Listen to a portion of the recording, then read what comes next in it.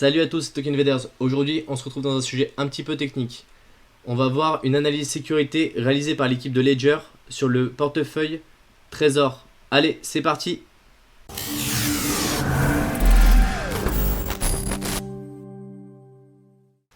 Alors pour rappel, Trésor c'est un portefeuille qui est matériel et open source, qui permet de stocker de la crypto-monnaie. Il a été créé par la société Satoshi Lab, qui est en République tchèque. Trésor a développé deux produits différents, le Trésor One, qui est le modèle principal de la société, et le Trésor T. Aujourd'hui, on va vous présenter une analyse qui a été faite par l'équipe Ledger Donjon, qui est l'équipe de sécurité de Ledger, qui elle aussi crée des portefeuilles pour stocker des crypto-monnaies. Alors, on va commencer par reprendre le fonctionnement en fait même du portefeuille en termes de cryptographie et en termes de technique. Alors au début, vous avez un mnemonics qui est une suite de 24 mots qui vous permet de récupérer vos crypto-monnaies lorsque vous les perdez. Lors de l'initialisation de celui-ci, on va dériver justement cette liste de mots pour créer ce qu'on appelle un seed, qui est une graine, qui est une valeur cryptographique. Cette valeur cryptographique va nous permettre de créer un couple de clés privées, clés publiques. La clé privée et la clé publique, on en a parlé dans d'autres vidéos. La clé publique, c'est l'adresse sur laquelle vous allez recevoir vos crypto-monnaies, alors que la clé privée, ça va vous permettre d'accéder à vos crypto-monnaies et surtout de prouver que vous êtes le propriétaire de ces crypto-monnaies. Alors, ici, on a pu suivre une conférence Hostik justement sur cette partie sécurité et ils ont sorti un papier qui retrace justement toute cette analyse de sécurité. C'est un papier qui est assez difficile à lire, en anglais en plus. Vous pouvez la retrouver sur le site du STIC, SSTIC, qui est une convention de sécurité informatique qui est au niveau de Rennes. Alors si on regarde un petit peu l'intérieur du Trésor, on voit qu'on est basé sur un processeur STM32 qui est une composante standard dans les puces électroniques, dans les cartes électroniques. Alors ce qu'il faut savoir, c'est que la partie cryptographique a été implémentée de façon logicielle et non pas de façon matérielle. Et en plus, vous pouvez retrouver tout le code du Trésor directement sur GitHub, c'est-à-dire qu'on peut vraiment faire une analyse en profondeur. Donc c'est vraiment plutôt une bonne chose.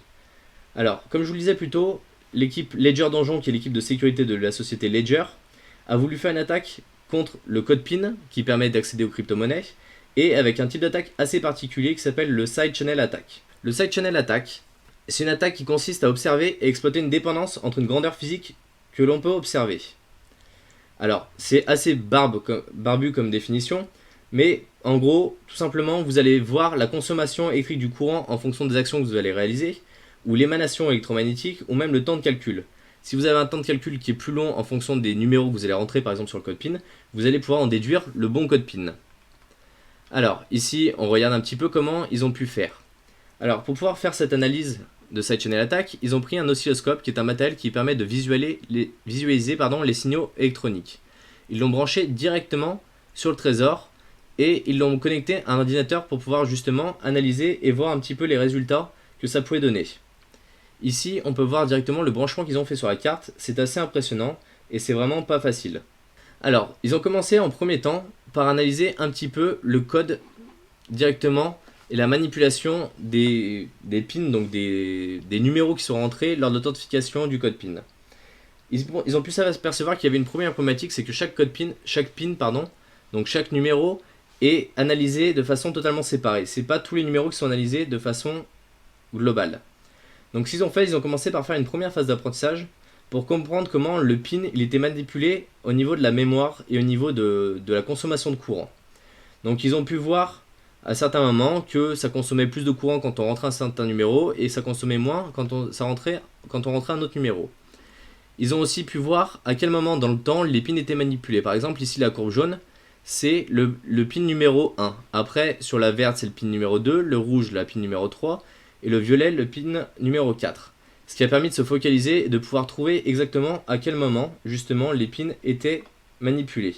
Ensuite il a fallu passer dans une phase de matching. C'est-à-dire qu'il a fallu faire correspondre justement les pins et les consommations de courant pour pouvoir voir à partir de quel moment on pouvait arriver à retrouver un code intéressant et à voir comment ça fonctionnait.